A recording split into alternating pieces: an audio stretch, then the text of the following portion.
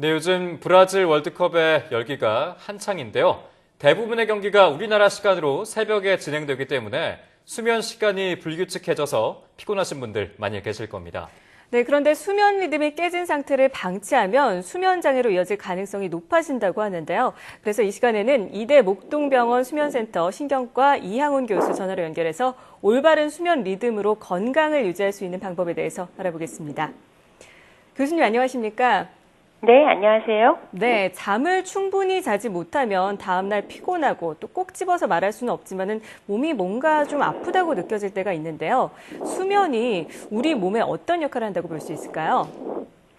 네, 수면의 가장 중요한 기능은 낮 동안 축적된 피로를 회복하는 회복의 기능이라고 할 수 있습니다. 네. 그런데 수면에도 여러 단계가 있어서 크게는 꿈을 꾸는 단계인 렘 수면과 그렇지 않은 비렘 수면으로 나누게 되는데, 비렘 수면 동안에 주로 신체와 근육의 회복을, 그리고 렘 수면 동안에는 정신적인 휴식이나 뇌 기능의 회복을 하는 역할을 하게 됩니다. 비렘 수면 중에 특히 깊은 잠에 해당되는 서파 수면 동안에는 생체 에너지를 효율적으로 관리하고 그래서 지방이 축적되지 않도록 하며, 또한 뮤라이 펩타이드라는 면역 증강 물질이 분비되어서 인체의 면역 기능을 강화시키게 됩니다.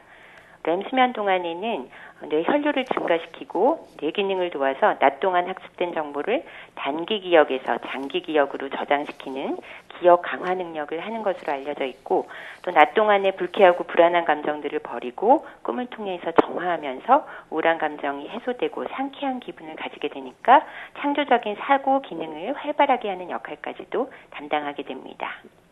네, 하지만 우리가 살면서 매일 같은 시간에 잘 수는 없지 않습니까? 밤샘 업무가 있을 수도 있고 특정한 네, 사건으로 그렇죠. 인한 일정 때문에 수면 리듬이 깨지게 되는 경우도 종종 발생하는데 이때 네. 좀 걱정되는 점은 어떤 게 있을까요?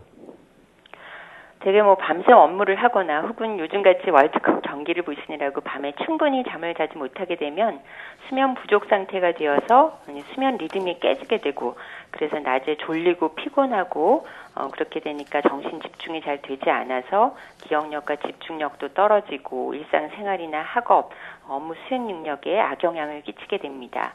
또한 두통이나 기억력, 집중력 장애, 또 소화장애나 심혈관계 증상 등 다양한 신체 증상을 유발할 수가 있습니다. 불안이나 우울 증상, 초조감, 감정 기복이 심해지면서 신경질이 많아지게 되고, 뿐만 아니라 식욕은 증가돼서 오히려 체중 증가가 일어나기도 합니다. 네. 네. 이 불안정한 수면 리듬이 장기화되면 수면 장애를 겪을 가능성도 높아진다고 하는데요. 단순히 네. 잠을 잘 자지 못하는 것과 또 수면 장애를 겪는 것, 이 둘 사이에 어떤 차이가 있는 겁니까?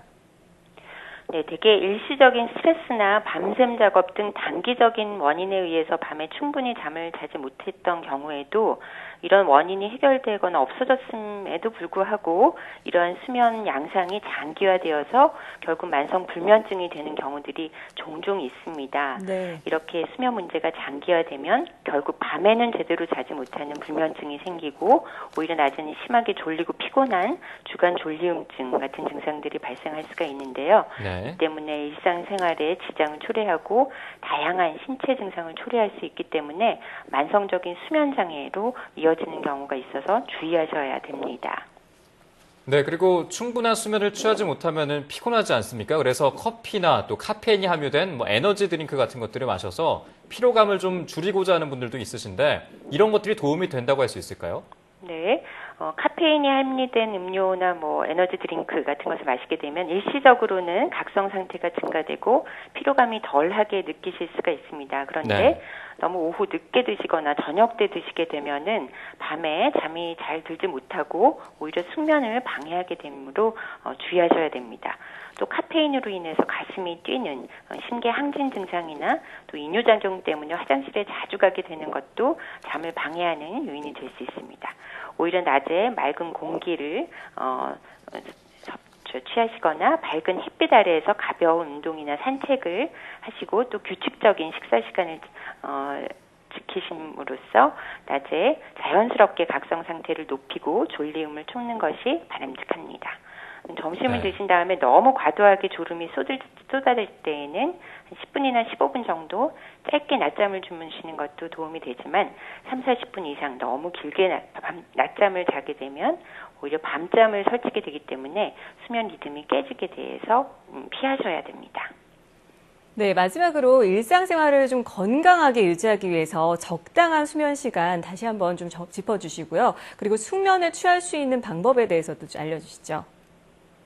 네, 일반적으로 성인의 평균 수면 시간은 7, 8시간, 어린이의 경우에는 10시간, 청소년은 9시간 정도 수면 시간이 좋다 이렇게 알려져 있기는 하지만 사람마다 필요한 수면 시간에는 개인 차이가 굉장히 많이 있습니다. 네. 그래서 아침에 일어나서 개운한 느낌으로 낮에 활동하는 데 지장을 받지 않는다면 개인의 성향이나 필요에 따라서 수면 시간을 조정하실 수가 있습니다. 네. 규칙적인 수면을 유지하기 위해서 일상생활 속에서 실천할 수 있는 행동 수칙을 몇 가지 말씀드리면 잠자리에 드는 시간과 아침에 일어나는 시간은 규칙적으로 일정하게 유지하시는 것이 좋고 잠자리에 소음을 없애고 조명을 어둡게 유지하시고 온도나 습도를 안락하게 하시고 또 낮잠은 피하는 것이 좋지만 자게 되더라도 15분 이내로 제한하시고 낮에 특히 햇볕이 밝은 시간에 3, 40분 정도 적절하게 운동을 하시는 것이 도움이 될 수가 있습니다. 그런데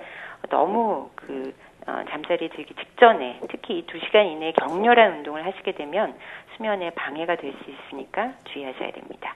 또 따뜻한 우유를 한 잔 정도 마시거나 또 따뜻한 물에 반신욕을 하시거나 이런 것은 도움이 되는데요.